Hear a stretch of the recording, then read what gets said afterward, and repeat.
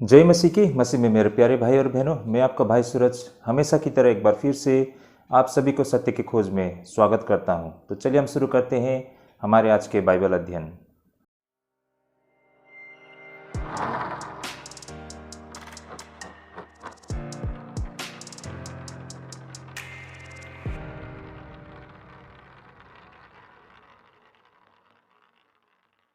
तो एक बार फिर से स्वागत है भाई और बहनों हमारे सत्य की खोज में। तो भाई और बहनों, आज का जो हमारा बाइबल अध्ययन करने का रहेगा वो प्रेरित के काम 1 अध्याय 9 से लेके आपके 26 पद तक हम अध्ययन करने जा रहे हैं। भाई और बहनों काफ़ी रोचक विषय रहेगा। पिछले रविवार से हमने प्रेरित के काम पर अध्ययन करना शुरू कर दिया है। तो भाई और बहनों, इससे पहले की जो वीडियो से आप हमारे प्लेलिस्ट से देख सकते हैं। तो चलिए भाई और बहनों, समय को नहीं गवाते हुए हम आज के अध्ययन को शुरू करते हैं। तो आज कुल मिलाकर हमारा 3 विषय रहेगा। जैसे कि हमारा सबसे पहला विषय रहेगा यीशु के महिमा के साथ स्वर्गारोहण और फिर महिमा के साथ वापसी। तो भाई और बहनों, प्रभु मसीह ने अपने कार्य करने के बाद वो स्वर्गारोहण होते हैं। इस विषय में क्या कुछ कहा गया है, इसे हम किस तरह समझते हैं प्रेरित के काम से, इसे आज हम अध्ययन करेंगे। हमारा आज का दूसरा विषय रहेगा मसीह को धोखा देने का नतीजा। काफ़ी गंभीर विषय है भाई और बहनों।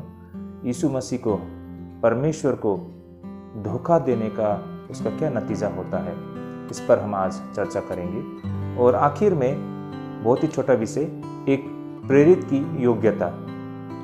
तो ऐसे 3 विषय आती है आज के हमारे अध्ययन में। वैसे हम कोशिश तो कर रहे हैं कि हम बिल्कुल chapter to chapter, verse to verse अध्ययन करें। इससे पहले जिस तरह हमने मत्ती में अध्ययन किया था, every chapter to chapter, verse to verse, आप हमारे प्लेलिस्ट से देख सकते हैं। लेकिन शायद ये चीज़ प्रेरित के काम में संभव ना हो, क्योंकि कुछ ऐसे विषय हैं जो हमारे लिए बिगिनर लेवल में है ना, शायद हमारे लिए इतना उपयोग ना हो, या फिर हमें समझने में काफ़ी कठिन हो।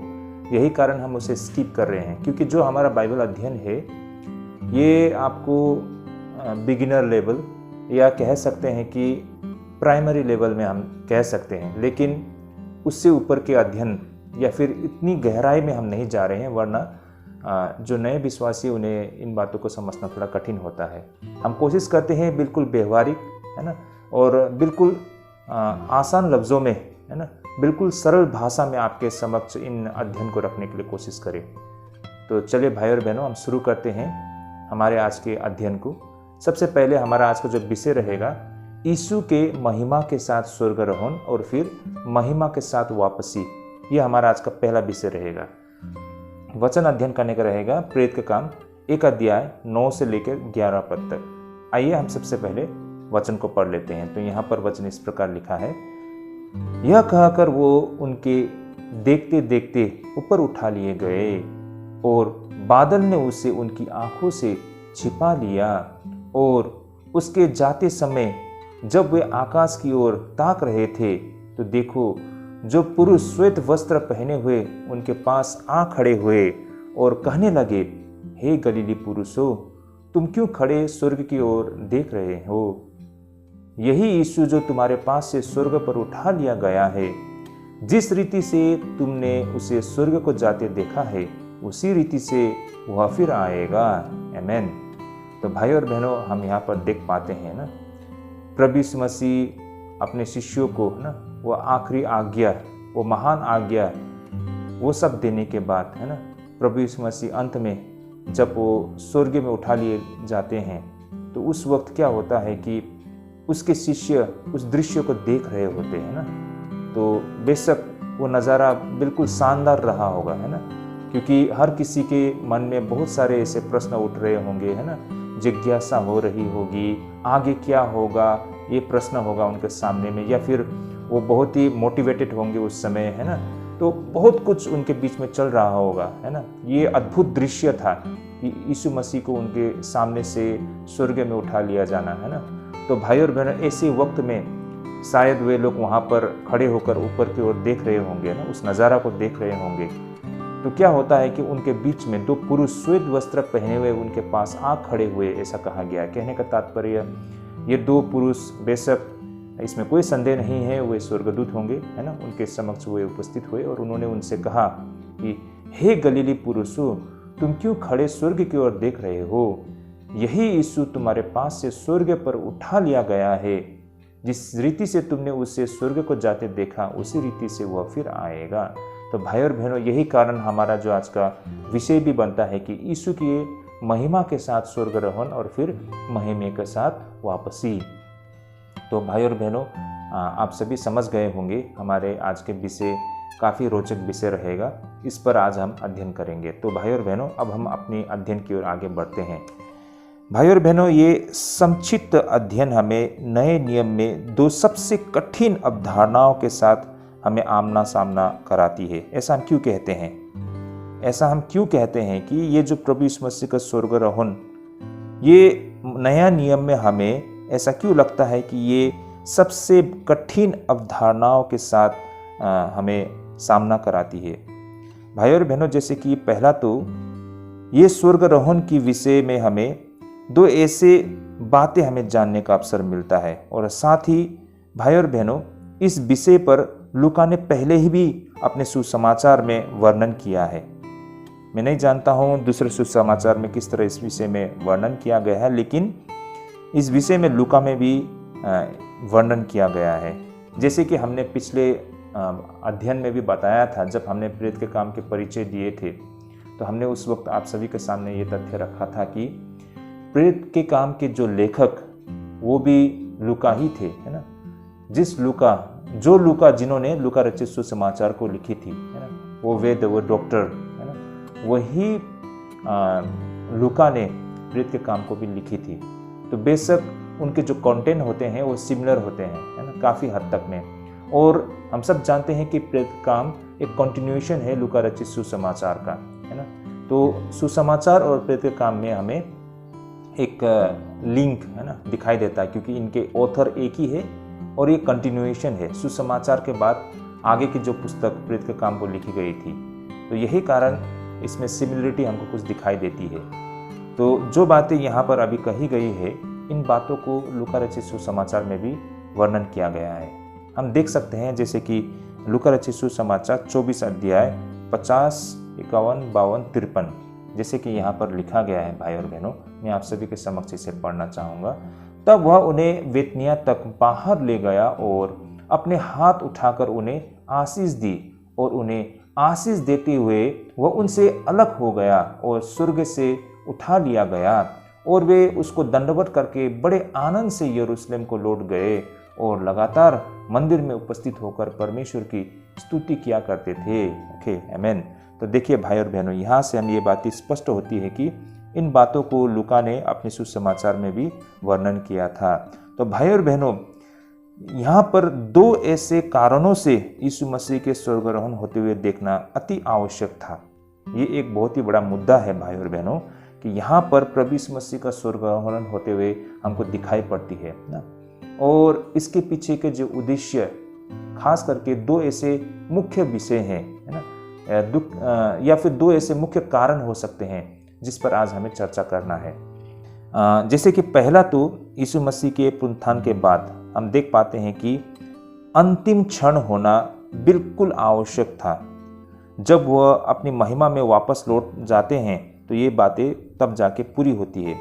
भाई और बहनों, हम सब जानते हैं कि उस वक्त तक प्रभु यीशु मसीह का इस धरती पर पुनरुत्थान होने के बाद 40 दिन बीत चुका था ना। और स्पष्ट रूप से वह एक ऐसे समय था जो बिल्कुल अलग था, कह सकते हैं कि यूनिक था, और इसी तरह से भाई और बहनों हमेशा के लिए नहीं चल सकता था ना। उस अवधि का भी अंत निश्चित होना था। और साथ ही अगर यदि पुनरुत्थान का प्रकटन एकदम यूं ही अचानक समाप्त हो जाती है तो शायद ये बिल्कुल दिखने में सही नहीं दिखती। तो भाई और बहनों, इन बातों को भी हमें यहाँ पर समझना होगा। प्रभु यीशु मसीह का पुनरुत्थान होने के बाद प्रभु यीशु मसीह अपने शिष्यों के बीच में 40 दिन तक वो रहे हैं ना। समय समय पर वो उनके सामने प्रकट होते हैं और कुछ ऐसे रहस्य की बातें उन्होंने बताई थी अपने शिष्यों को उस वक्त। तो ये सिलसिला यूं ही नहीं रह सकता था भाई और बहनों, है ना, क्योंकि वो एकदम स्पेशल मोमेंट था। तो यही कारण भाई और बहनों, इसका अंत कुछ एक बहुत ही सुखदायी तरीके से इसका अंत होना बहुत ही ज़रूरत था। इसको हम इस तरह भी ले सकते हैं भाई और बहनों, जैसे कि हम फिल्म देखते हैं ना, मूवी देखते हैं, 2 घंटे का मूवी, 3 घंटे का मूवी, है ना। तो जो हम फिल्म देखते हैं उसका जो एंडिंग होता है, हमेशा से हम एक अच्छा एंडिंग होते हुए देखना चाहते हैं, है ना, या फिर उसका एंड होना बहुत ज़रूरी है, तभी जाके वो सारे मूवी का, है ना, उस सारे फिल्म का जो संदेश है, मैसेज है, हमें मिलती है। तो इसी प्रकार भाई और बहनों, यीशु मसीह का जो पूरा कार्य था इस धरती पर, उसका भी अंत होना बहुत ही ज़रूरी है। देखिए, जो देहधारी मसीह होते हैं वो इस धरती पे हमेशा रहने के लिए वो नहीं आए थे। उनका एक निश्चित समय था, उन्होंने अपना कार्य समाप्त किया, उनको वापस लौटना था। लेकिन एक लौटने का जो प्रक्रिया है, ये एक कंक्लूजन इसका होना बहुत ही ज़रूरी था। प्रभु यीशु मसीह ऐसे ही 40 दिन बाद अचानक कहीं गायब नहीं हो सकते थे ना। शायद अगर ऐसा होते हैं तो इसका कुछ गलत संदेश लोगों तक पहुंचना था, है ना, या फिर जो कंटिन्यूएशन होता है, अब आगे किस तरह प्रभु का कार्य आगे बढ़ना है, ये कंटिन्यूएशन नहीं हो पाते, कहीं रुक जाते, बहुत सारा समस्या होना था। तो यही कारण हम यहाँ पर देख पाते हैं कि प्रभु यीशु मसीह ने एक तरह से अपने इस धरती पर अपने देहधारी मसीह होकर जो कार्य करने का जो उनका समय था, इसका कंक्लूजन करते हुए हमको या फिर होते हुए हमको दिखाई पड़ती है। तो यही कारण उनका लोगों के सामने से इस तरह से स्वर्गारोहण होना ये बहुत ही आवश्यक था। लोगों को एक संदेश मिल गया था कि आप मसीह, जिस मसीह पर उन्होंने विश्वास किया था, है ना, वो मसीह सचमुच में परमेश्वर की ओर से थे और उन्होंने अपना कार्य किया और उनके सामने से वे मतलब स्वर्गारोहण हो गए हैं, है ना। तो अब उनको एक हौसला मिलती है, एक उनको संदेश मिला है, अब उनको पता है कि आगे क्या करना है। तो ये बहुत ही आवश्यक था इस तरह से स्वर्गारोहण होना। तो ये एक पहला विषय है भाई और बहनों। अब वो दूसरा कारण यीशु मसीह का स्वर्गारोहण होने का भाई और बहनों, ये हम इस प्रकार से समझ सकते हैं, जैसे कि इसके लिए हमें उन समय और कालों को कल्पना करना होगा और उस समय में हमें लौटना भी होगा। जैसे कि आजकल हम स्वर्ग को आकाश के ऊपर कोई विशेष स्थान नहीं माना करते हैं, है ना, बल्कि हम स्वर्ग को इस जगत में परमेश्वर के रूप में हम देखते हैं, जो कि दिव्य आशीष से समृद्ध है और हम हमेशा के लिए परमेश्वर के साथ आगे भी रहेंगे।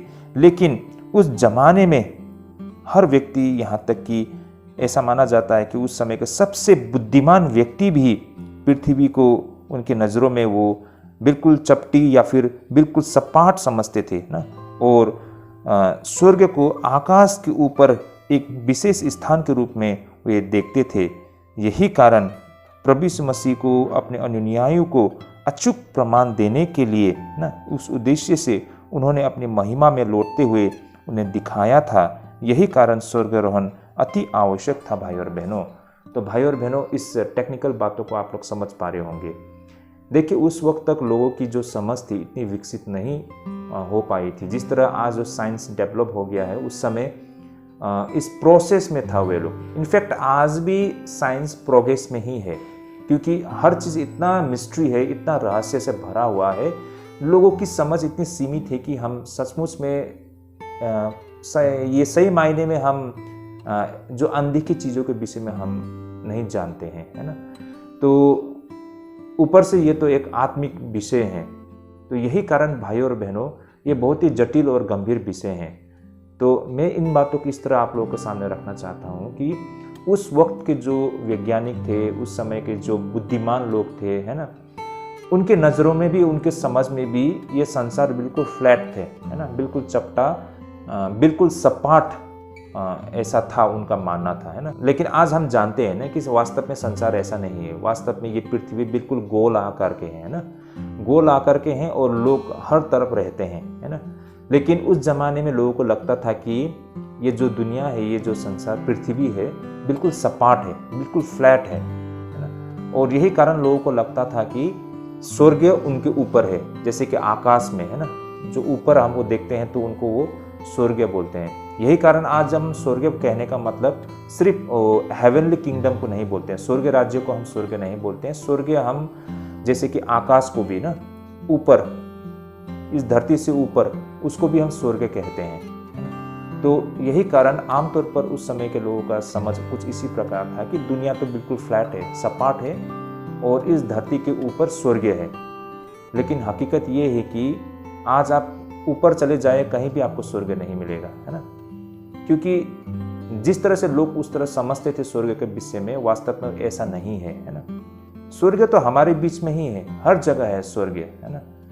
और स्वर्ग राज्य जो परमेश्वर जब वो एक दिन वापस लौटते हैं और उस स्वर्ग राज्य को वो स्थापित करते हैं, वो अलग विषय है। लेकिन फिलहाल में जो स्वर्ग हम जो समझते हैं, ऐसा नहीं है कि जो बादलों पर, है ना, वायुमंडल में कहीं एक ऐसा स्थान है जहाँ स्वर्ग है, ऐसा नहीं है भाई और बहनों। अगर ऐसा है तो फिर आज का दुनिया, ये पृथ्वी तो गोल है ना। लोगों के लिए तो जहाँ रहते हैं वहीं उनके लिए तो आकाश उनको दिखाई देती है ना। तो ऐसा है तो स्वर्ग उनके सर के ऊपर नहीं होगा ना, क्योंकि लोग तो दाएं बाएं भी रहते हैं। पृथ्वी तो गोल है, लोग यहाँ भी रहते हैं, यहाँ भी रहते हैं, यहाँ भी रहते हैं, है ना। तो ये बात को हमें समझना होगा। तो इस तरह की सोच उस समय के लोगों की थी, है ना, आज से 2000 साल पहले, कि पृथ्वी बिल्कुल सपाट है और उनके ऊपर स्वर्ग है। अब प्रभु यीशु मसीह उनकी इस समझ को शायद दूर नहीं कर सकते थे, क्योंकि लोगों की समझ इतनी विकसित नहीं थी। उनको अगर ये समझाने बैठेंगे कि दुनिया गोल है उस वक्त, है ना, तो शायद ये अलग ही विषय हो जाना था। लोग इसे विश्वास नहीं करते और शायद यीशु मसीह का वो विरोधी बन जाते। और यीशु मसीह ने ये सारे बातें उस समय उनको स्पष्ट नहीं किया। जैसा उनका समझ था वैसा ही उन्होंने रहने दिया। और वे जैसा सोचते थे कि स्वर्ग ऊपर है, तो प्रभु यीशु मसीह ने भी उनको वही दिखाया, है ना। उनकी समझ के तहत वो भी उनके सामने से स्वर्गारोहण हो गए। और यही कारण लोगों को लगा है कि यीशु मसीह स्वर्ग जाते हैं तो ऊपर चले जाते हैं ना, स्वर्ग ऊपर है और ऊपर की ओर चले गए हैं। तो ये चीज़ उनको बताना, दिखाना बहुत ही ज़रूरत था ना। उनको ये बताना कि सही मायने में यीशु मसीह स्वर्ग से आए थे और वापस वो स्वर्ग को लौट गए, है ना। उन लोगों के नज़र में स्वर्ग ऊपर थे, आकाश में, है ना, वायुमंडल में। तो यही कारण यीशु मसीह वहीं से आया स्वर्ग से, और वहीं पर वापस दोबारा लौट गए हैं। तो ये प्रक्रिया को दिखाने के लिए उन्होंने इस तरह से उनके सामने से वो स्वर्ग में चले गए। वरना देखिए, यीशु मसीह अपने कार्य करने के बाद किसी भी प्रकार से वो यीशु मसीह वापस लौट सकते थे। कोई भी प्रक्रिया हो सकता है ना। शायद प्रभु यीशु मसीह अचानक गायब भी हो सकते थे, है ना, या फिर वो स्वर्ग ऊपर न जाके उनके सामने से बिल्कुल ओझल हो जाते, है ना, या फिर वो धरती के नीचे चले जाते। कहीं भी कुछ भी कर सकते थे वो। लेकिन उन्होंने ऊपर जाते हुए उनको क्यों दिखाया? क्योंकि उस समय तक लोगों का मानना, समझना यही था कि स्वर्ग ऊपर है ना, इसलिए वो उनके सामने से ऊपर चले गए। तो ये बातों को हमें यहाँ पर समझना था, है ना, क्योंकि उनका विश्वास को स्थिर बनाना था। वो बिल्कुल उस समय नाजुक थे, उनके समझ, बुद्धि, ज्ञान बहुत ही सीमित था भाई और बहनों, है ना। यहाँ पर कोई छेड़छाड़ नहीं कर सकते थे, क्योंकि इतना समय नहीं था कि उनको इन सारे बातों के विषय में बताया जाए। तो उनको जो आज्ञा दिया था उन्हीं को उन्हें पूरा करना था। यही कारण यीशु मसीह ने उनके सामने से वो स्वर्गारोहण हुए थे। तो भाई और बहनों, आई होप इन बातों को आप लोग समझ पा रहे हो। लेकिन भाई और बहनों, हमें यहाँ पर कुछ ऐसी इंटरेस्टिंग बातें दिखाई पड़ती है, जैसे कि भाई और बहनों, जब लूका अपने सुसमाचार में इस विषय में बताते हैं कि वे बड़े आनंद के साथ यरूशलेम को लौट आए थे। जैसे कि लूका रचित सुसमाचार 24 अध्याय 52 पद में कहा गया है ना। आइए मैं इसे आपके सामने रखना चाहूँगा। जैसे कि यहाँ पर लिखा है, और वे उसको दंडवत करके बड़े आनंद से यरूशलेम को लौट आए। तो इस प्रकार भाई और बहनों, प्रभु यीशु मसीह का स्वर्गारोहण के बावजूद भी, या शायद इसके कारण शिष्यों को पूरा यकीन था कि प्रभु यीशु मसीह उनके बीच में ही हमेशा बना रहता है। तो भाई और बहनों, यही कारण वे लोग बहुत ही आनंदित हुए ना। वे लोग बहुत ही आनंदित होते हुए वापस यरूशलेम की ओर लौटते हैं, है ना। एक नज़र से देखें तो यीशु मसीह अब उनके बीच में नहीं है ना, वो तो स्वर्गारोहण हो गए हैं। तो उनको दुखी होना चाहिए था। लेकिन वे लोग क्यों खुश है? किस चीज़ के लिए खुश है? क्योंकि उनको ये बात समझ में आ गई थी कि यीशु मसीह बेशक उनकी नज़रों से ओझल हो गए हैं, लेकिन यीशु मसीह उनके बीच में ही हमेशा बना रहता है ना। यीशु मसीह का उपस्थिति को वे लोग महसूस कर पा रहे थे। अब वे लोग बहुत खुश थे, है ना, बहुत ही आनंदित थे। अब वे लोग बिल्कुल निश्चित हो गए थे कि यीशु हर वक्त उनके पास है। जब कभी भी उनकी आवश्यकता पड़ती है, यीशु मसीह उनके साथ खड़ा है ना। उनका ताकत है, उनका मार्गदर्शक है ना, उनका सामर्थ्य है। तो उनको ये एहसास हो गया, तो इसलिए वे लोग झूम उठे थे, बहुत खुश हो गए थे ना। भाई और बहनों, ये आप और हमारे लिए भी अति आवश्यक है।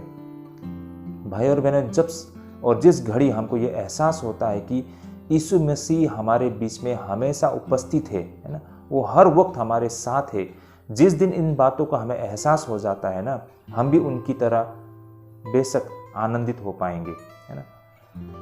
आज मुझे भी इसका एहसास हो रहा है ना। मुझे भी अभी ये चीज़ एहसास हो रहा है, महसूस कर रहे हैं। वैसे हमने सुने हैं बहुत लोगों से कि परमेश्वर हमारे बीच में हमेशा है, लेकिन सुनना, पढ़ना और उसको एहसास करना बहुत ये अंतर है भाई और बहनों। जब वास्तव में इन बातों को आप भी जब एहसास कर पाओगे कि मसीह हमारे बीच में हर वक्त है ना, वो हर वक्त उपस्थित है, तो देखिए भाई और बहनों, आपकी सोच में, आपकी नजरिया में सब कुछ बदलाव आपको दिखाई देगा, है ना। आज क्या है, हमें ऐसा लगता है कि कोई हमें नहीं देख रहे हैं, तो हम कुछ भी ऐसा काम कर लेते हैं जो परमेश्वर के आगे का विरोध में है ना। इस तरह से हम इसे हल्के से लेते हैं और दिन प्रतिदिन हम पाप करना मतलब करते रहते हैं, और बहुत भी आगे जाके गंभीर पापे हम करना शुरू कर देते हैं, है ना।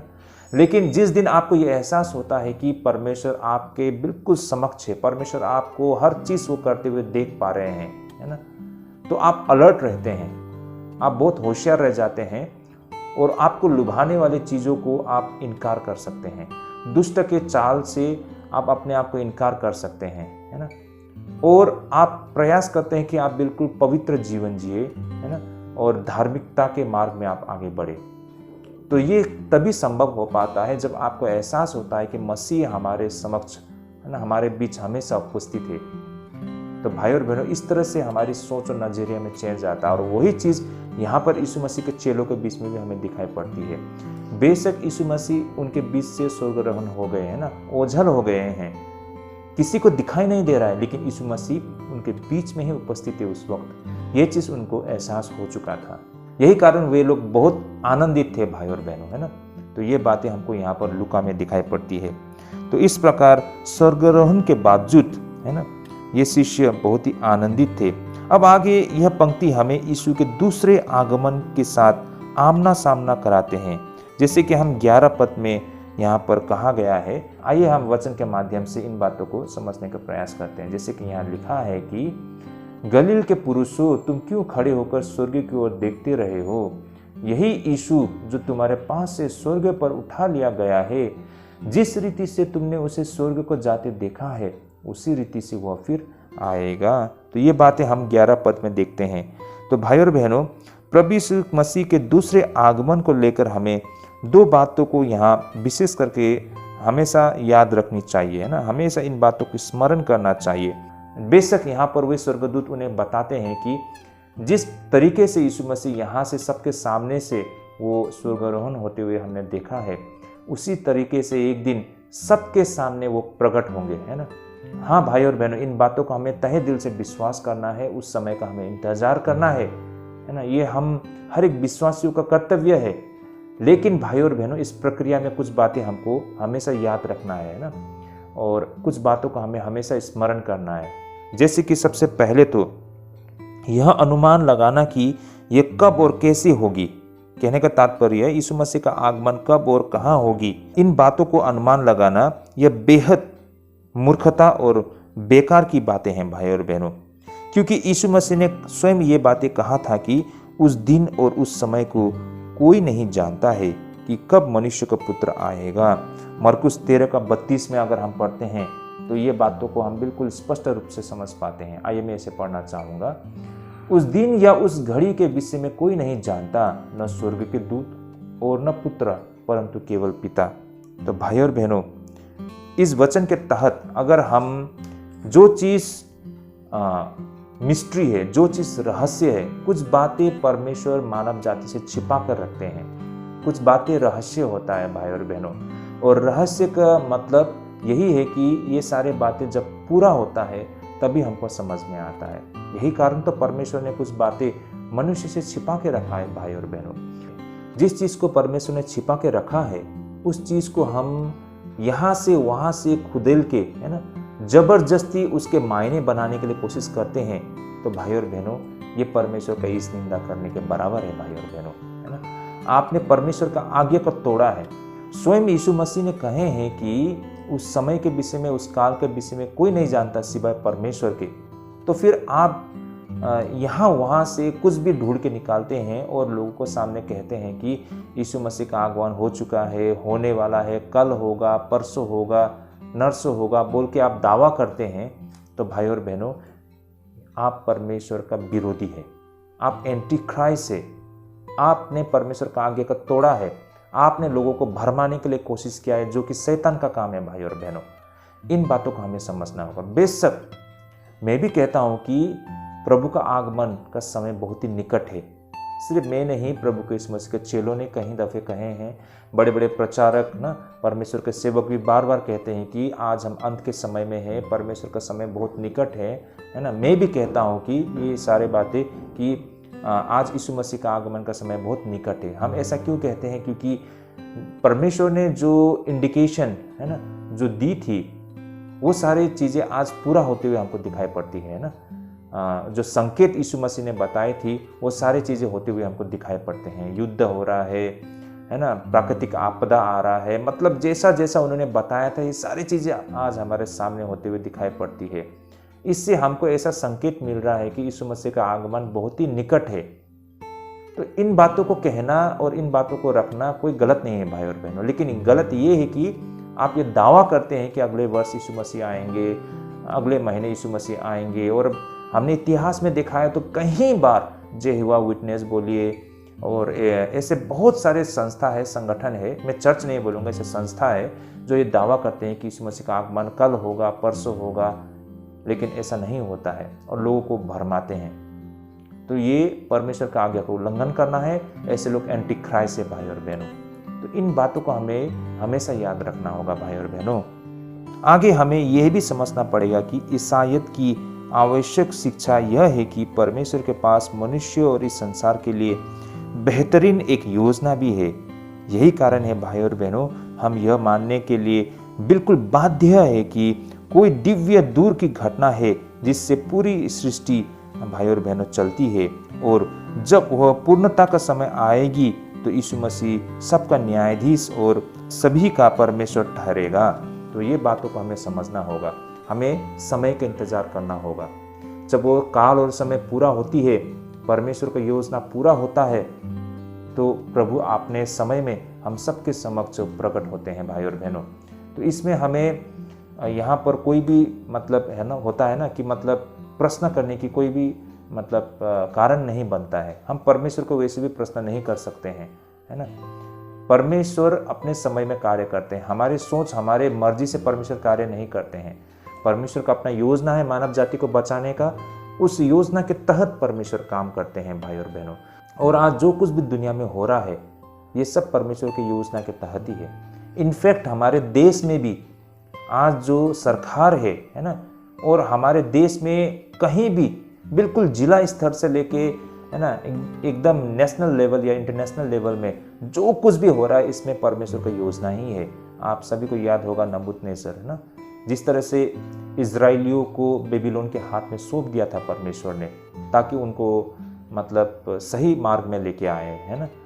तो ये सब चीज़ परमेश्वर के योजना के तहत ये सारी चीज़ हुई थी, है ना। आज भी ऐसा ही है भाई और बहनों।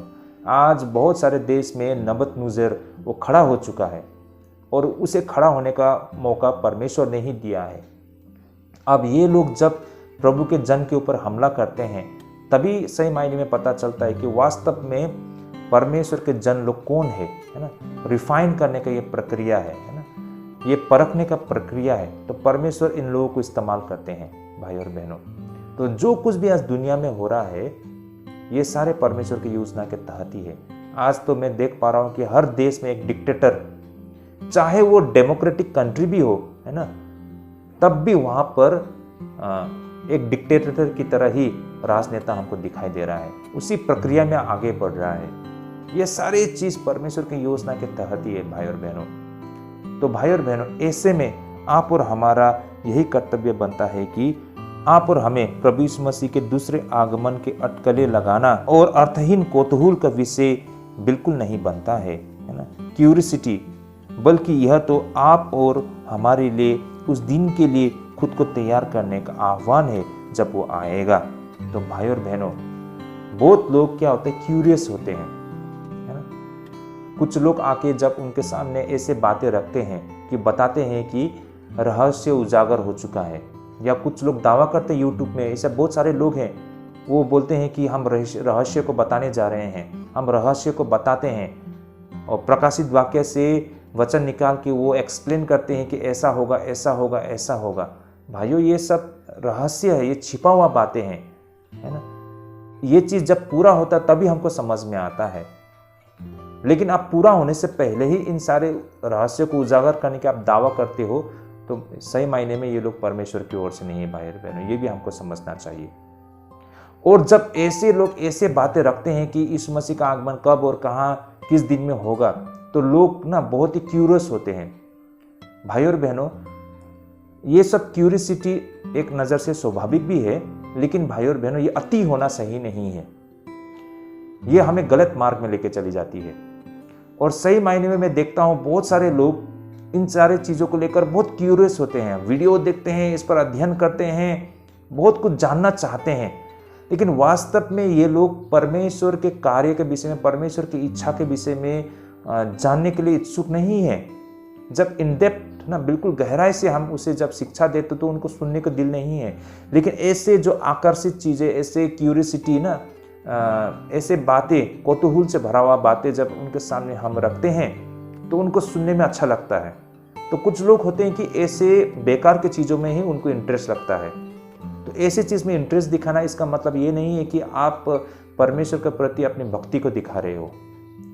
ये जो क्यूरियोसिटी जब खत्म हो जाता है, जो आपको बता रहे हैं आप सुन लेते हैं, समझ लेते हैं, तो आपका क्यूरियोसिटी खत्म हो जाता है ना। फिर आप वैसे ही रह जाते हो, है ना। तो भाई और बहनों, इन सारे चीज़ों का अध्ययन करना, बिल्कुल इन सारी चीज़ों का मतलब हमेशा खोजबीन करते रहना, ये नहीं दिखाते हैं कि आप कितने भक्ति वाले इंसान हो। वास्तव में जो सही मायने में भक्ति भाव रखने वाले व्यक्ति तो उस समय का इंतजार ना पूरी श्रद्धा के साथ परमेश्वर का आज्ञा को पूरा करते हुए वो करते हैं। वास्तव में ऐसे लोग हैं जो भक्ति भाव से भरा हुआ, ना कि इन सारे क्यूरियोसिटी के पीछे भागना, ना कौतूहल के पीछे भागना, ये नहीं है भाई और बहनों। लोग होता है ना, कुछ ऐसे विषय हैं कि मरने का बाद इंसान को क्या होता है, ऐसे विषय सुनने में अच्छा लगता है ना। मरने का बाद आत्मा कहाँ चला जाता है ना, ऐसे विषय पर लोगों को सुनने में अच्छा लगता है। लेकिन जब सुन लेते हो आपका क्यूरियोसिटी खत्म हो जाता है, आपके जीवन में कोई परिवर्तन नहीं है, आप वैसे ही हो। तो फायदा क्या है भाई और बहनों, इन सारे बातों को आप इतना खोजबीन करने के लिए बेहतर होता कि आप परमेश्वर का आज्ञा आपके लिए क्या है उसे इन डेप्थ तरीके से आप समझे और उस पर अमल करें, ये फायदा रहेगा ना। तो ये सारे बातें भी मैं आपके सामने रखना चाहूँगा। तो भाई और बहनों, यही था हमारा आज का पहला विषय, है ना, जो प्रभु यीशु मसीह का स्वर्गारोहण और उनके वापसी से संबंधित विषय पर। आई होप यहाँ तक आप लोग समझ पा रहे हैं। अब हम आगे हमारे आज के दूसरे विषय की ओर बढ़ते हैं। हमारा आज का दूसरा विषय, मसीह को धोखा देने का नतीजा। भाई और बहनों, परमेश्वर को धोखा देने का क्या नतीजा होता है, इस पर हम अध्ययन करेंगे।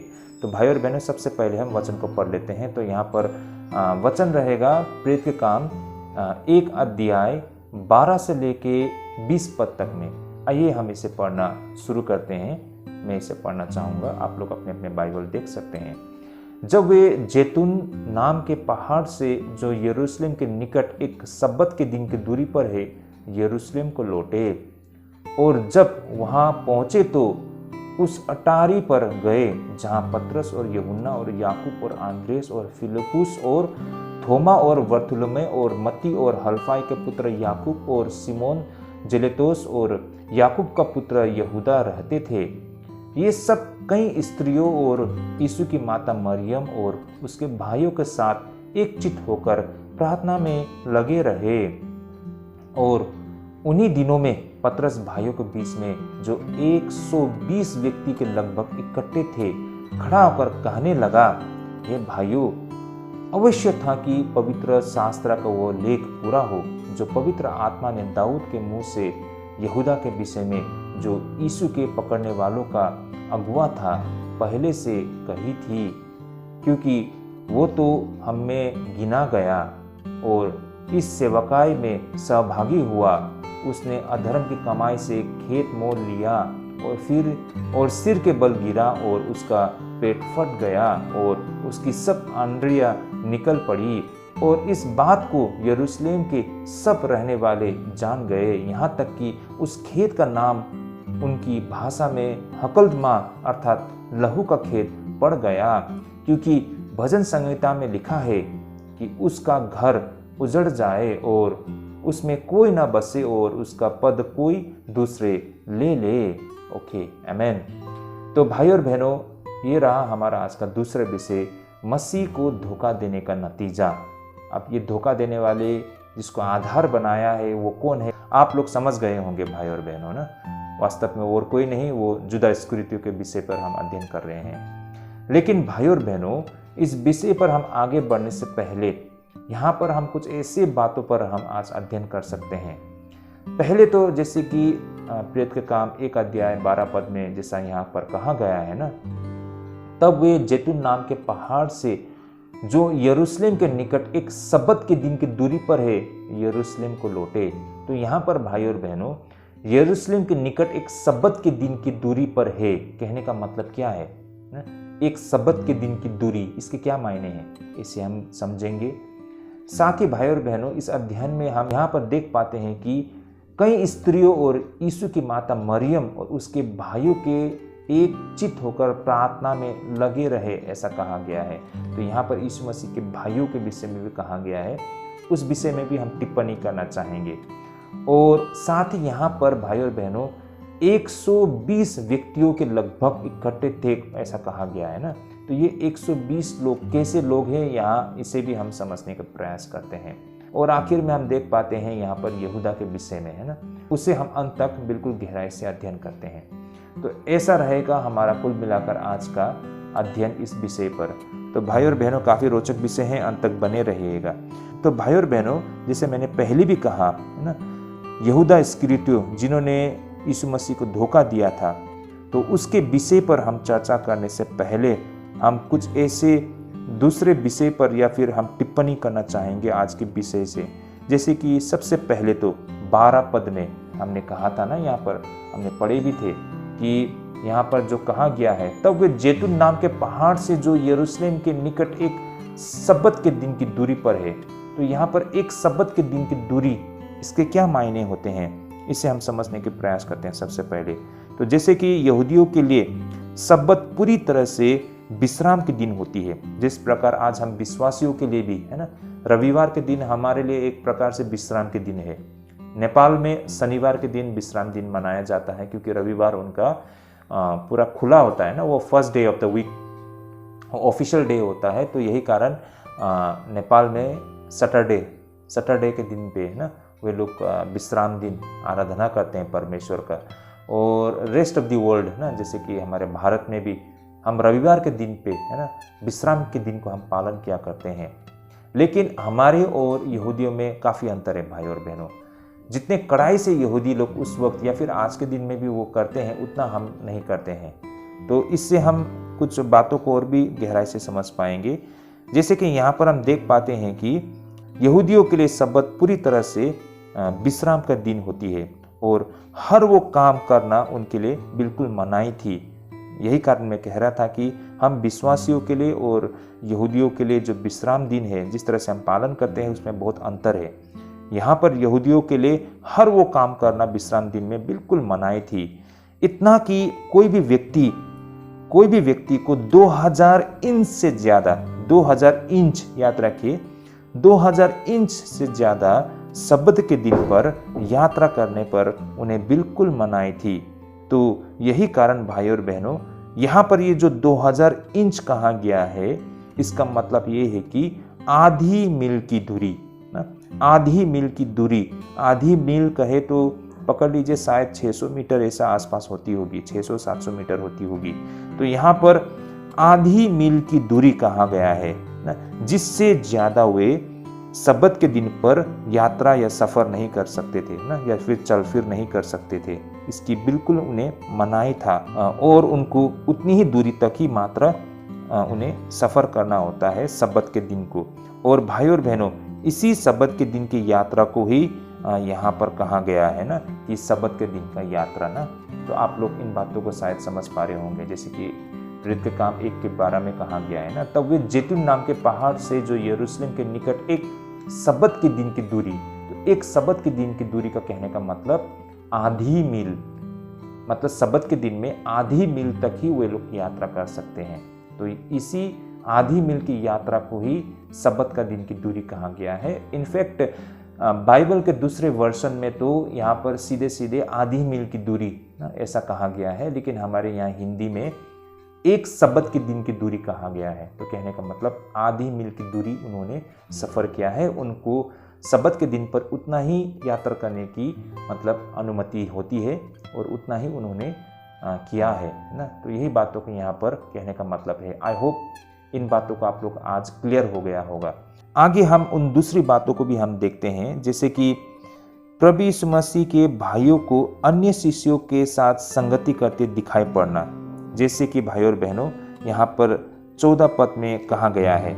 आइए हम इसे वचन के माध्यम से ही देख लेते हैं। जैसे कि यहाँ लिखा है, ये सब कई स्त्रियों और यीशु की माता मरियम और उसके भाइयों के एक साथ चित्त होकर प्रार्थना में लगे रहे। तो यहाँ पर हम देख पाते हैं इन वचनों में कि यीशु मसीह के भाई भी अन्य शिष्यों के साथ एक चित्त एक मन होकर प्रार्थना करते हुए दिखाई पड़ती है। तो यहाँ पर हम क्यों टिप्पणी करना चाहते हैं, इसमें कौन सी ऐसे मतलब विषय हैं जिस पर हम टिप्पणी करना चाहते हैं?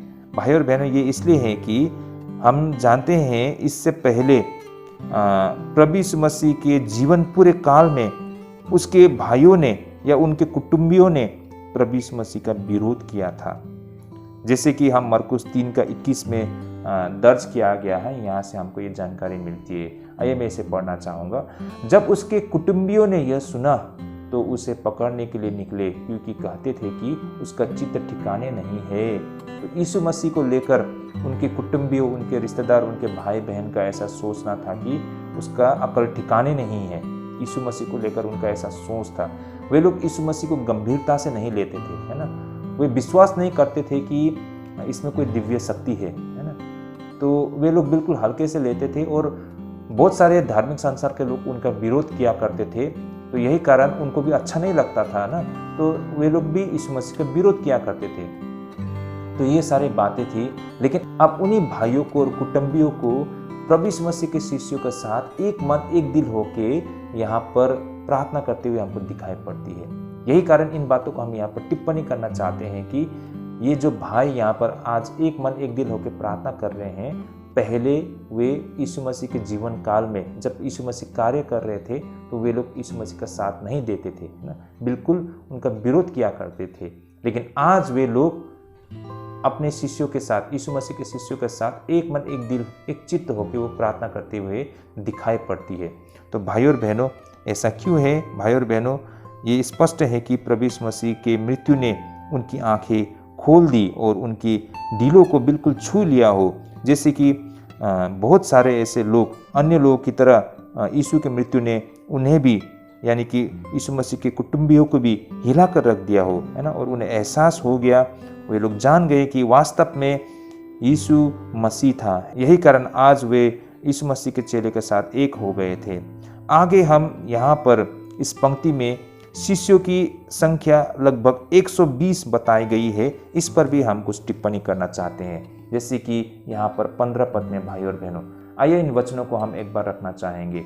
जैसे कि यहाँ लिखा है, और उन्हीं दिनों में पतरस भाइयों के बीच में जो 120 व्यक्ति के लगभग इकट्ठे थे खड़ा होकर कहने लगा।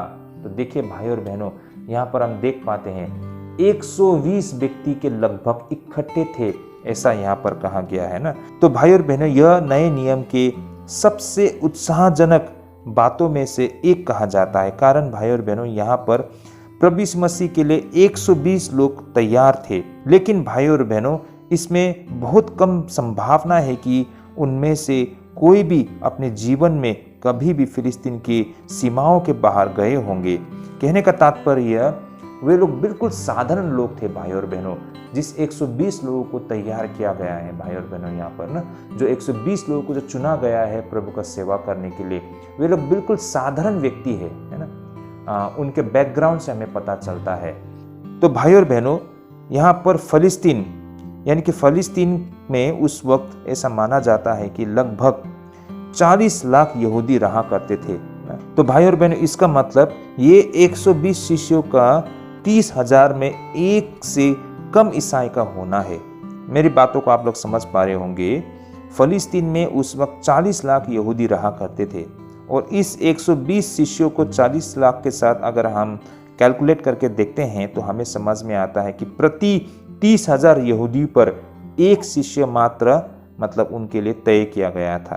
तो देखा जाए तो यहाँ पर हमारा कहने का मतलब ये है कि ये 120 ये बहुत ही छोटा संख्या है ना, बहुत ही छोटा सा संख्या है। ऊपर से ये 120 बिल्कुल साधारण लोग ना, जिसे बाहर जाने के लिए ना, सुसमाचार के साथ बाहर जाने और पूरी दुनिया में प्रचार करने के लिए कहा गया था। तो भाई और बहनों, इससे हम और आप, हमारे लिए क्या संदेश है? भाई और बहनों, हम भी उन्हीं की तरह अपने सेवकाई में, है ना, जब हम अपना काम करते हैं अपने व्यवसाय में, चाहे हम दुकानदारी करते हैं, चाहे हम किसी फैक्ट्री में काम करते हैं, हम किसी संस्था के कर्मचारी हैं, या फिर हम नौकरी पेशा करते हैं, चाहे कुछ भी कार्य हम करते हैं, हम किसी भी प्रोफेशन से जुड़े हुए हैं, है ना, हम भी इन 120 लोगों की तरह बहादुरी से अपने सुसमाचार को फैलाने का कार्य हमें करना होता है। भले ही ये छोटा सा शुरुआत ही क्यों ना हो, जहां से आगे सुसमाचार का फैलने का कारण बन जाती है। भाई और बहनों, ये 120 एक नज़र से देखें तो बिल्कुल छोटा सा एक नंबर है ना, बहुत छोटा सा नंबर, मात्र 120। ऊपर से बिल्कुल साधारण लोग, लेकिन परमेश्वर उनके साथ खड़े थे, है ना, परमेश्वर का अगुवाई था। तो भाई और बहनों, ये 120 भी बहुत कुछ कर सकते हैं, और यही 120 लोगों के कारण के वजह से ही भाई और बहनों, आज संसार में सबसे अधिक जो विश्वासी है वो ईसाई लोग हैं भाई और बहनों, है ना। यीशु मसीह में विश्वास करने वाले लोग दुनिया में सबसे अधिक लोग होते हैं, मुसलमान से भी अधिक, है ना। दुनिया में सबसे ज़्यादा क्रिश्चियन लोग पाया जाता है, ऐसा कहा जाता है भाई और बहनों। ऐसा क्यों संभव हो पाया है? ऐसे एक साधारण 120 लोगों के कारण, है ना। भाई और बहनों, हो सकता है वे लोग साधारण 120 लोग होंगे, लेकिन प्रभु उनके साथ था ना। एक एक बंदा लाखों पर भारी हो सकता है। तो भाई और बहनों, इससे आप और हमें भी यही प्रेरणा मिलती है कि हो सकता है हम अपने इलाके में, अपने जगह में हम अकेले विश्वासी हो, है ना, लेकिन भाई और बहनों, प्रभु हमारे साथ है, हमें प्रभु में विश्वास है, और प्रभु का इच्छा को हम पूरा करने के लिए हम उत्सुक है। तो प्रभु हमें अगुवाई करता है, और भले ही हम अकेले क्यों ना हो, हम बहुत कुछ कर पाते हैं। हमने देखा भी है बहुत सारे परिवार में वो अकेले हैं विश्वासी, लेकिन उसकी आस्था, उसकी मेहनत के वजह से परमेश्वर उनको आशीष करती है, और उनका परिवार भी आने वाले समय में सब विश्वास में आ जाते हैं ना। धीरे धीरे अपने गांव पर भी उनका प्रभाव बनता है। तो भाई और बहनों, अगर हम थोड़े भी हो क्यों ना, अगर प्रभु हमारे साथ है तो हर चीज़ संभव है। तो ये बातें हमको यहाँ पर समझ में आती है। आगे हम यहूदा के अंत के विषय में हम देख पाते हैं।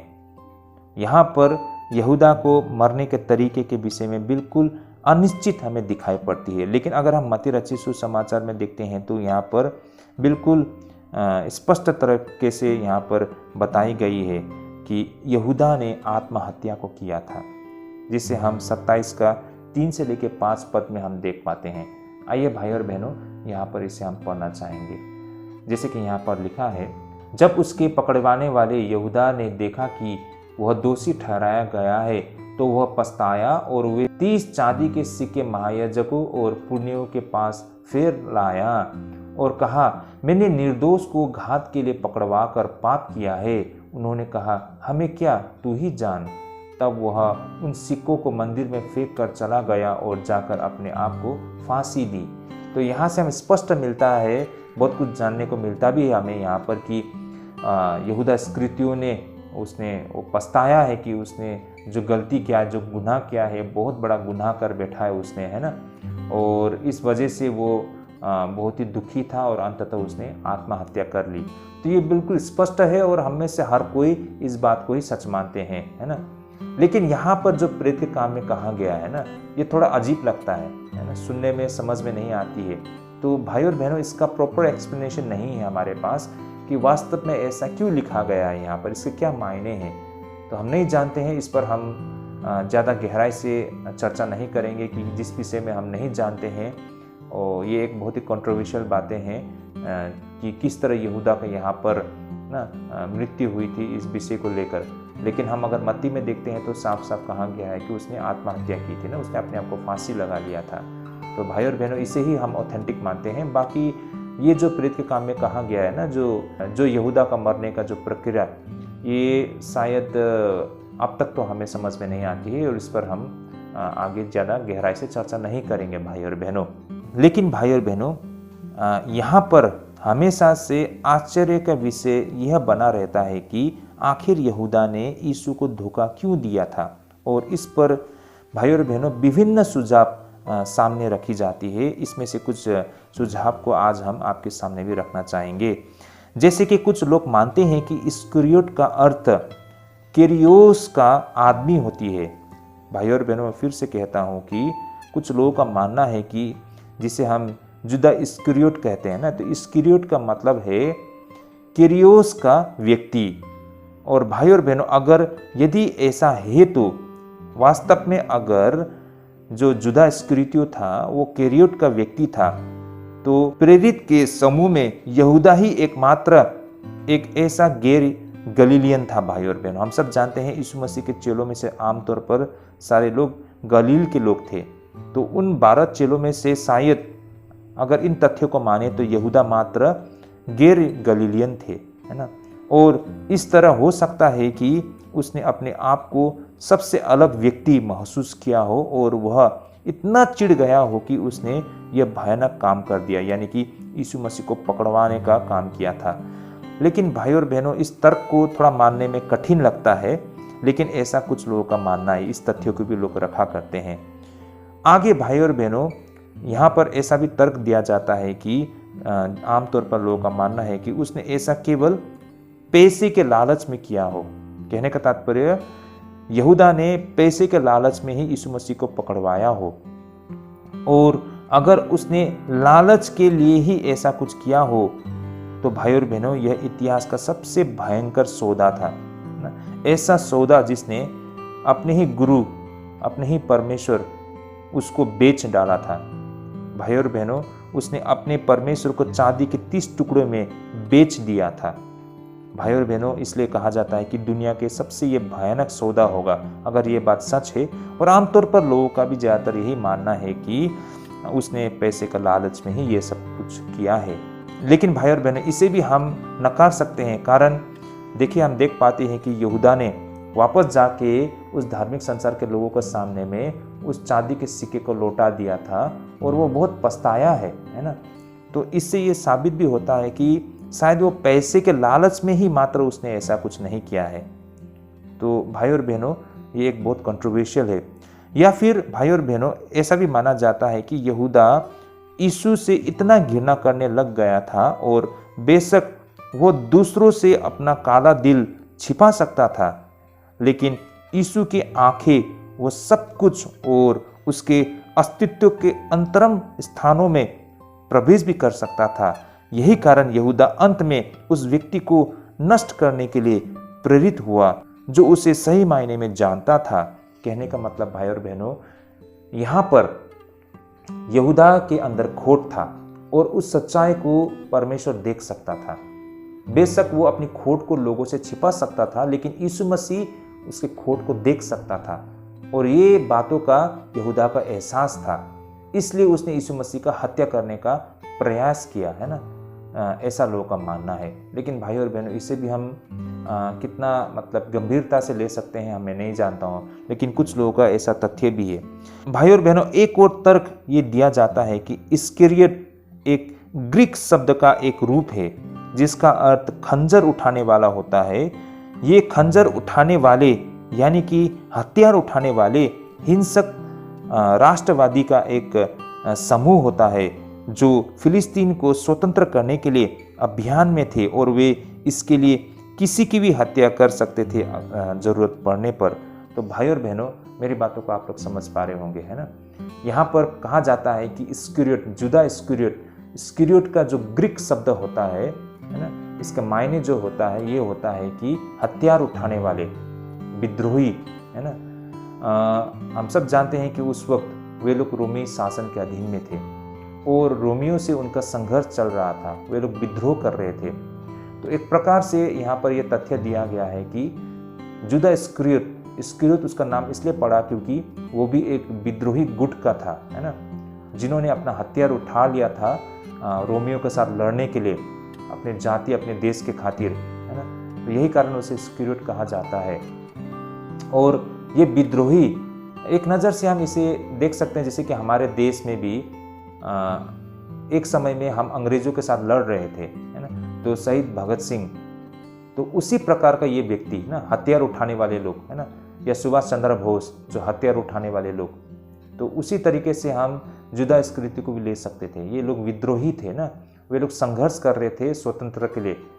तो भाई और बहनों, मेरा यहाँ पर कहने का मतलब ये था कि यहाँ पर इस जुदा इस्करियोट का भी यीशु मसीह को लेकर कुछ ऐसा ही सोच था। यही कारण भाई और बहनों, शायद यहाँ यहूदा इस्करियोट ने भी यीशु मसीह में वह व्यक्ति को देखा हो जो ऐसे राष्ट्रवादियों को फिलिस्तीन को स्वतंत्र और उन्हें विजय की ओर ले जाए। लेकिन जब उन्हें देखा कि यीशु ने इस तरह से करने को बिल्कुल मना कर दिया तो वह उसके खिलाफ हो गया और उसकी कड़वी निराशा में उसने उसे धोखा दिया हो। तो भाई और बहनों, ऐसा कुछ होने की पूरी संभावना है, कुछ लोगों का ऐसा मानना है भाई और बहनों, है ना। जुदा इस्करियोट का यीशु मसीह को लेकर सोच बिल्कुल एक संघर्ष करने वाला, एक बिल्कुल ना हथियार उठा के विद्रोह करने वाला उनका सोच था भाई और बहनों, है ना। हिंसक तरीके से हथियार के दम पर, है ना, हथियार के सहारे पर ना विद्रोह करके उनको स्वतंत्र करने वाला, उन्हें मुक्ति दिलाने वाला मसीह वो सोच बैठे थे। लेकिन यीशु मसीह का कार्य करने का तरीके तो ऐसे नहीं है ना, वो तो प्रेम के आधार पर वो जीत रहे थे लोगों को। तो ये चीज़ जुदा इस्करियोट को पसंद नहीं आया और उसने यही कारण यीशु मसीह को पकड़वा दिया, ऐसा कुछ लोगों का तर्क है। लेकिन इन सब में सबसे अधिक संभावना ये है कि यहूदा ने यह कभी भी नहीं चाहा कि वो यीशु को मरने दे, बल्कि वह यीशु को आगे की ओर धकेलने के इरादे से उसने उसे धोखा दिया हो। और यदि ऐसा सच है तो यहूदा ने अपनी योजना को गलत होते देखा और उसका अनुभव करना उसे आत्महत्या की ओर ले गया। तो भाई और बहनों, मेरी बातों को आप लोग समझ पा रहे होंगे, है ना। भाई और बहनों, यहाँ पर ऐसा तर्क दिया जाता है कि यहूदा इस्करियोट चाहता था कि यीशु मसीह का कार्य बड़ी तेजी से आगे बढ़े, है ना, और यीशु मसीह का कार्य को तेजी लाने के इरादे से उसने यीशु मसीह को धकेल लिया ना उन लोगों के हाथों पे। और जब वे यीशु मसीह पर हमला करते हैं तो यीशु मसीह उसका प्रतिक्रिया देंगे और इस तरह से अंत निकट आ जाएगा, उनका राज्य स्थापित होगी, ऐसा यहूदा इस्करियोट को लगा। लेकिन जैसा उसने सोचा था, जैसा उसने योजना बनाया था, उसके मुताबिक नहीं होते हुए देखा तो उसने बहुत मतलब अफसोस किया, उसने पछताया और अंततः उसको आत्महत्या करना पड़ा। तो आमतौर पर ये बहुत ही तगड़ा तर्क अब तक माना जाता है ना। शायद यहूदा इस्करियोट ने जानबूझ के यीशु मसीह को मारने के इरादे से ऐसा नहीं किया है ना। यही कारण जब यीशु मसीह को क्रूस में लटका दिया गया तो वो बहुत पछताया, है ना, और उसने वो चांदी के सिक्के को भी वापस लौटा दिया और इतना तक कि उसने जाके वापस आत्महत्या कर लिया। तो जैसा उसने सोचा था ऐसा नहीं हो पाया और अपने पर वो बहुत दुखी था ना, और यही कारण उसने आत्महत्या कर लिया। ये एक ऐसा तर्क है जो काफ़ी मतलब इस तर्क को माना जाता है भाई और बहनों। तो ऐसे बहुत सारे कारण है, बहुत सारे तर्क है भाई और बहनों कि क्यों यहूदा इस्करियोती ने यीशु मसीह को मतलब इस तरह पकड़वा दिया था। तो ये सारे तर्क है, इस पर हमें आगे भी अध्ययन करते रहना होगा। एनीवे भाई और बहनों, इस तरह यहूदा इतिहास में लोगों के बीच सबसे काले नामों के रूप में जाना जाता है। अंततः उस व्यक्ति के लिए कभी भी शांति नहीं हो सकती जो मसीह के साथ विश्वासघात करता है। तो भाई और बहनों, एक ऐसा तथ्य है कि आज जो कोई भी यीशु मसीह को धोखा देता है किसी भी स्तर पर, वो इंसान कभी भी सुख और शांति से नहीं रह पाएगा। यहूदा इस्करियोती ने भी वही कुछ उसके साथ होता है ना। वो अपने एक नज़र से देखे तो उसने मसीह को धोखा दिया है, लेकिन उस धोखा से वो निकल नहीं पाया, है ना, और उसका नतीजा बहुत बुरा होता है। और आज भी जो कोई भी मसीह को धोखा देता है ना, मसीह के नाम से बपतिस्मा लेके मसीह के नाम पे उसने बहुत कुछ किया, लेकिन बाद में वो मुखर जाता है, फिर जाता है, अपने गवाही में चूक जाता है, तो नतीजा बहुत बुरा होता है भाई और बहनों। इस बात को हमें ख्याल रखना होगा। कुछ लोग होते हैं, है ना, वो वादा करते हैं, बपतिस्मा लेते समय वो प्रण लेते हैं, लेकिन भाई और बहनों जब मुसीबत सामने आती है तो वो सब कुछ छोड़ देता है। उसका साथ क्या होगा? ऐसे लोग ने तो मसीह को धोखा दिया है ना भाई और बहनों। तो इन बातों को आज हम यहाँ इस अध्ययन से समझ पाते हैं। काफ़ी रोचक है भाई और बहनों। आई होप इससे जो तथ्य, इन सारे बातों से हमें बहुत कुछ समझने में काफ़ी हद तक हमें फ़ायदा मिलती है। अब आगे भाई और बहनों हमारे आज के आखिरी विषय की ओर बढ़ते हैं। हमारे आज के जो आखिरी विषय हैं या फिर तीसरी विषय हैं, एक प्रेरित की योग्यता। छोटा सा विषय है भाई और बहनों। यहाँ पर हम एक प्रेरित की योग्यता, क्वालिफिकेशन, अपोस्टल के जो क्वालिफिकेशन है उस पर हम चर्चा करते हैं। आइए सबसे पहले हम वचन को पढ़ लेते हैं।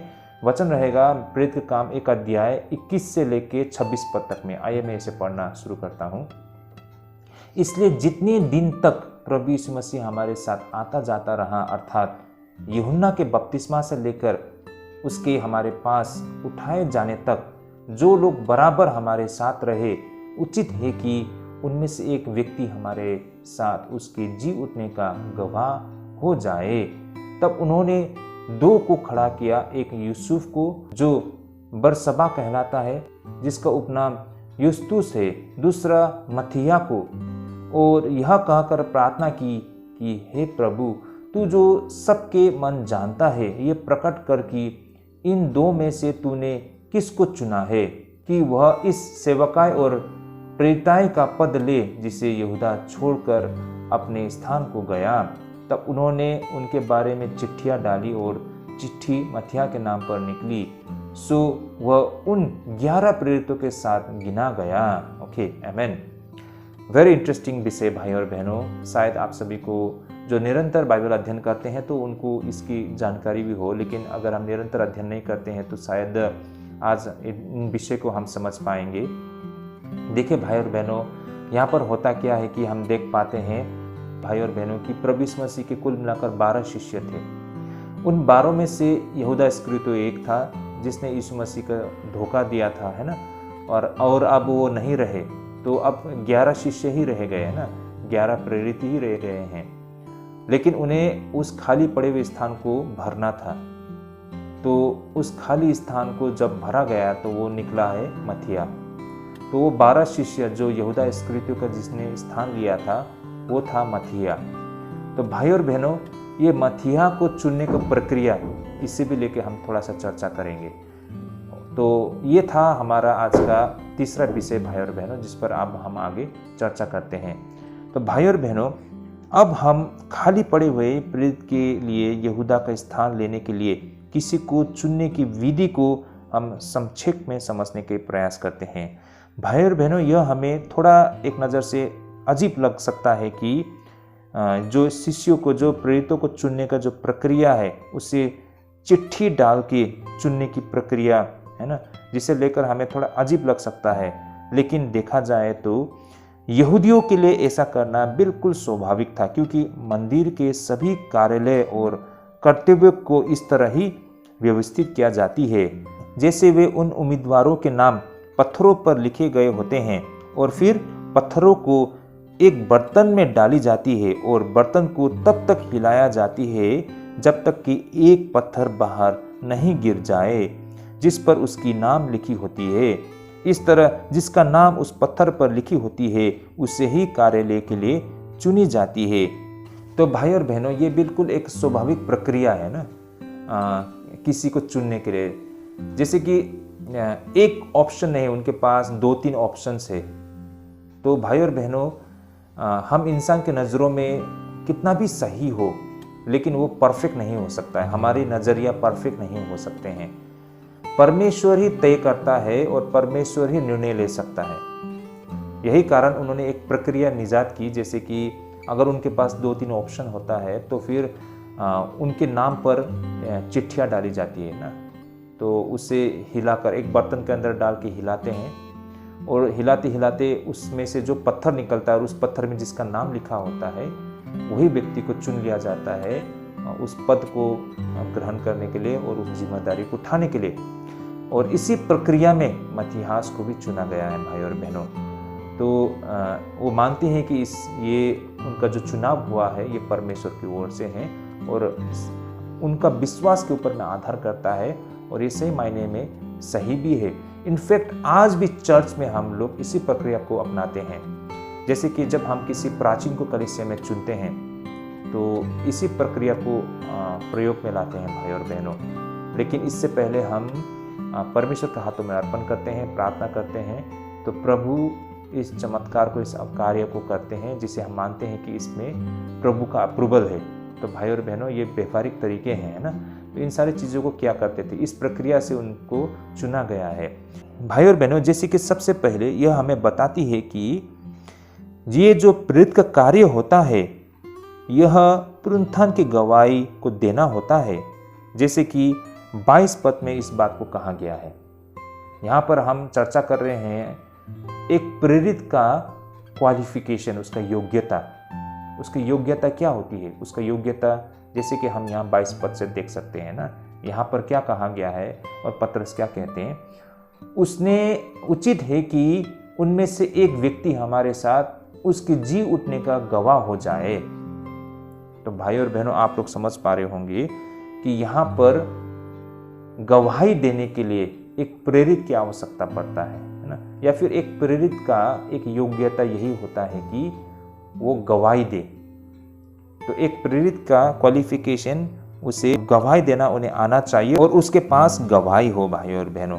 तो ये बातों को हमें समझना पड़ेगा। तो भाई और बहनों, एक बहुत ही इंटरेस्टिंग बात है यहाँ पर हमें समझना होगा कि एक ईसाई की असली पहचान यह नहीं है कि वो यीशु के विषय में जानता है, बल्कि वो तो उसे स्वयं व्यक्तिगत रूप से जानता है।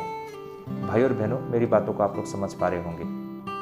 यीशु के विषय में जानना बड़ी बात नहीं है, उसे गवाही नहीं कह सकते हैं हम, है ना। कहीं से हमने सुना, सीखा, उस बात को हम दूसरों को बताते हैं तो वो गवाही नहीं कहा जाता है। गवाही का मतलब है आपने स्वयं व्यक्तिगत रूप से यीशु के विषय में जाना है, उसे बताना होता है भाई और बहनों। सही मायने में वह गवाही होता है। यीशु के विषय में कहीं से सुना और समझा, उसको बताना नहीं, किसी तीसरे के शब्दों को नहीं कहना है, बल्कि खुद के अपने अनुभव को बताना है ना। वो सही मायने में गवाही होता है। तो यहाँ पर जो यीशु मसीह के जो प्रेरित थे, उसका जो योग्यता होता है कि उसे यीशु मसीह के गवाही देना होता है। तो वो गवाही क्या होता है कि उसने व्यक्तिगत रूप से यीशु मसीह को जाना है, देखा है, अनुभव किया है, उन्हीं बातों को उसे बताना होता है। ऐसे व्यक्ति की आवश्यकता पड़ी है ना। ऐसे व्यक्ति ही एक प्रेरित हो सकता है। इनफैक्ट आज तक भी हर वो सेवक है ना, हर वो प्रचारक, उसके व्यक्तिगत अनुभव होना जरूरी है, वो व्यक्तिगत गवाही होती है, उसे ही सही मायने में गवाही माना जाता है और वही इफेक्टिव भी होता है भाई और बहनों। भाई और बहनों, कहीं से हमने सुना, पढ़ा, लिखा, ऐसे बातों को बताना और खुद का अपना अनुभव बताना, ये बहुत अंतर होता है भाई और बहनों। इसलिए आप किसी को भी यीशु मसीह का विषय में बताते हैं तो अपनी अनुभव बताइए। सही मायने में वही गवाही देना होता है। आप में क्या परिवर्तन आया, आप में क्या चेंजेस आया, आपने क्या प्राप्त किया, ये सारे अनुभव को आप बताइए। वो लिविंग एग्जाम्पल होगा, है ना, वो जीवित गवाही होगा भाई और बहनों, वो इफेक्टिव होता है, वो फायदेमंद होता है। लेकिन दुख की बात आज के समय में लोगों के पास में जीवित गवाही नहीं है, उसने खुद भी अनुभव नहीं किया है। बस वो तो थियोलॉजी पढ़ के आ जाते हैं, बाइबल स्टडी करते हैं ना, बाइबल स्कूल में गया है, थियोलॉजी पढ़ा है, डिग्री ले लिया है, सोचता है कि वो सब कुछ जान लिया है, अब वो सोचता है कि वो यीशु की सेवा करेंगे। लेकिन ऐसे लोग सफल क्यों नहीं हो पाते हैं? कुछ लोग होते हैं बिल्कुल साधारण, कुछ क्वालिफिकेशन नहीं है, कुछ डिग्री नहीं है ना, लेकिन भी वो जब लोगों को बताते हैं तो लोग बिल्कुल आकर्षित होते हैं, ध्यान लगा के सुनते हैं, उनकी बातों से वे लोग कन्विंस होते हैं, है ना, और वो विश्वास में भी आते हैं। ऐसा कैसा है भाई और बहनों? क्योंकि उनकी गवाही वो व्यक्तिगत गवाही है। और ज़्यादातर आज लोग जो गवाही देते हैं ना, वो नकली है भाई और बहनों, वो खुद का उसका कुछ गवाही नहीं है, वो खुद अंधकार में है, शून्य पर है भाई और बहनों। उसने तो जो डिग्री हासिल किया, जो थियोलॉजी से उसने जो ज्ञान हासिल किया, उसी को बता रहे हैं भाई और बहनों। भाई और बहनों, उसको बताने के बदले तो आपने जो किताब पढ़ा है वही किताब दे दो, उसी की तरह है भाई और बहनों। ये तो ना कुछ फायदा नहीं होता है ना। तो व्यक्तिगत गवाही वो मायने रखता है। और यहाँ पर जो प्रेरित लोग को चुना गया है, ऐसे लोगों को चुना गया है जिनका अपना व्यक्तिगत गवाही है ना, या होती है। तो ये था एक प्रेरित का क्वालिफिकेशन, एक योग्यता, जिसके विषय में यहाँ हम जानने को हमें मिलती है। तो भाई और बहनों, एक ईसाई की असली पहचान यह नहीं है कि वो यीशु के विषय में जानता है, बल्कि वह तो उसे स्वयं व्यक्तिगत रूप से जानता है। वास्तव में ईसाईयत को लेकर कुछ बुनियादी गलती यह थी कि यीशु को किसी ऐसे व्यक्ति के रूप में मानना है जो एक समय में इस धरती पर जीवित था और फिर मारा गया, और इस तरह उसके विषय में हम कहानी के रूप में पढ़ते हैं। भाई और बहनों, ये बहुत ही दुख की बातें हैं ना, जिनका अपना व्यक्तिगत अनुभव नहीं है। वे लोग यीशु मसीह को इसी तरह पुस्तकों में पढ़ते हैं। भाई और बहनों, यीशु कोई पुस्तक में दर्ज आकृति मात्र नहीं है, बल्कि वह तो एक जीवित उपस्थिति है जो कि हमारे बीच में है भाई और बहनों, है ना। यीशु के विषय में पढ़ना और उसे व्यक्तिगत रूप में अनुभव करना, मैंने जैसे पहले भी कहा, ये बिल्कुल अलग एक्सपीरियंस है भाई और बहनों, है ना। इस तरह ईसाई वो व्यक्ति है जिसकी पूरी जीवन इस बात की गवाही है कि वह पुनरुत्थान हो चुके प्रभु को जानता है और उससे मिल चुका है। तो भाई और बहनों, ये आप और हमारे लिए भी एक बहुत बड़ा प्रश्न बनता है कि क्या आज आप और हमने यीशु मसीह से मुलाकात की है? क्या आप और हमारा यीशु मसीह के साथ पहचान हो चुका है? देखिए भाई और बहनों, इसे हम इस प्रकार समझ सकते हैं। अगर मैं ये प्रश्न पूछूंगा तो हम में से बहुत लोग बोलेंगे कि क्यों नहीं, यीशु मसीह हमें क्यों नहीं जानते हैं, हम यीशु मसीह को पहचानते हैं, हमारे व्यक्तिगत संबंध है, हम ऐसा कह सकते हैं। अगर वास्तव में ऐसा है तो अच्छी बात है, लेकिन इन बातों को हमें कुछ गंभीरता से समझना पड़ेगा। मैं आप लोगों को एक उदाहरण देना चाहूँगा। प्रधानमंत्री को हम सब जानते हैं ना, हमारे देश के या दूसरे देश के भी कुछ ऐसे प्रधानमंत्री हैं जिनको हम जानते हैं। और बेशक हमारे खुद के देश के प्रधानमंत्री तो आज कौन है उसे हम जानते ही है, छोटे छोटे बच्चे भी जानते हैं, हर कोई जानते हैं कि हमारे देश के प्रधानमंत्री कौन है, मुख्यमंत्री कौन है ना, हम सब जानते हैं। तो उदाहरण के लिए प्रधानमंत्री को ले लीजिए, है ना। प्रधानमंत्री को हम में से हर कोई जानते हैं, लेकिन इसका क्या मतलब है? इसका मतलब ये है कि क्या हम व्यक्तिगत रूप से उनसे जानते हैं? देखिए भाई और बहनों, हम किसी को प्रधानमंत्री के विषय में बताएंगे तो ये कोई बड़ी बात नहीं होगी, है ना। हर कोई जानता है प्रधानमंत्री को तो, लेकिन व्यक्तिगत रूप से प्रधानमंत्री को जानना ये अलग बातें हैं भाई और बहनों। व्यक्तिगत रूप से प्रधानमंत्री को जानने का मतलब प्रधानमंत्री भी हमें जानते हैं। देखिए, व्यक्तिगत रूप से प्रधानमंत्री को जानना मतलब उनके साथ हमारा उठना बैठना चलता है ना, हमने उनके साथ एक साथ रहा है, समय बिताया है। प्रधानमंत्री भी हमको जानते हैं कि हम कौन हैं। तो देखिए, अगर कोई व्यक्ति को प्रधानमंत्री व्यक्तिगत रूप से जानते हैं तो उस इंसान का, उस व्यक्ति का वैल्यू कितना ऊंचा हो जाएगा, है ना। हर कोई उसके आगे पीछे घूमना शुरू कर देगा, उसकी बातों को गंभीरता से लेना शुरू कर देगा, क्योंकि उसका व्यक्तिगत रूप से प्रधानमंत्री के साथ में संबंध है। तो मेरा कहने का मतलब उसी प्रकार क्या यीशु मसीह के साथ हमारा व्यक्तिगत संबंध है? वैसे तो हर कोई यीशु मसीह को जानता है, अन्य विश्वासी भी जानता है यीशु मसीह को, है ना। लेकिन इसका मतलब ये नहीं है कि उनका व्यक्तिगत संबंध है ना। तो उस व्यक्ति का अगर व्यक्तिगत संबंध होता है यीशु मसीह के साथ, यानी कि यीशु मसीह भी एक रिकमेंडेशन देते हैं, यीशु मसीह भी उनको उसके साथ है ना, उसको रिकमेंड करते हैं। यीशु मसीह ने उसको अभिषेक किया है, ऑर्डेन किया है ना। तो उस व्यक्ति का वैल्यू कुछ अलग ही हो जाता है। तो ये है भाई और बहनों व्यक्तिगत संबंध, है ना। उस व्यक्ति के बातों को भी लोग सुनना चाहेंगे। तो व्यक्तिगत संबंध का मतलब ये है। तो भाई और बहनों, क्या आप और हमारा यीशु मसीह का साथ में व्यक्तिगत रूप में हमारी जान पहचान है, हमने मुलाकात की है? ये एक बहुत बड़ा प्रश्न बनता है आप और हमारे लिए भाई और बहनों। तो ये था हमारा आज का जो विषय भाई और बहनों। आगे भाई और बहनों, ये पंक्ति हमें एक प्रेरित की योग्यता के विषय में ये भी बताती है कि क्या उसने यीशु के साथ कभी संगति की है, क्या उसका यीशु मसीह के साथ संगति होती है। यही कारण एक सच्चा ईसाई वो है जो प्रतिदिन यीशु के साथ रहता है। तो भाई और बहनों, यीशु के साथ संगति होना, उसके साथ संबंध होना, ये बहुत मायने रखता है ना। जो कोई यीशु के साथ हमेशा रहने के लिए तत्पर रहता है ना, उसकी सेवा करने के लिए हमेशा तत्पर रहता है, सही मायने में वही परमेश्वर का सेवक भी कहलाता है। तो एक सेवक का, एक प्रेरित का ये योग्यता है, ये क्वालिफिकेशन है कि क्या वो व्यक्तिगत रूप से यीशु मसीह को जानता है, यीशु मसीह को पहचानता है, उसका खुद का अनुभव है। वही व्यक्ति यीशु मसीह का गवाही दे पाता है ना। उसके गवाही को ही मान्यता दी जाती है, उसके गवाही का ही उत्तर मिलता है भाई और बहनों।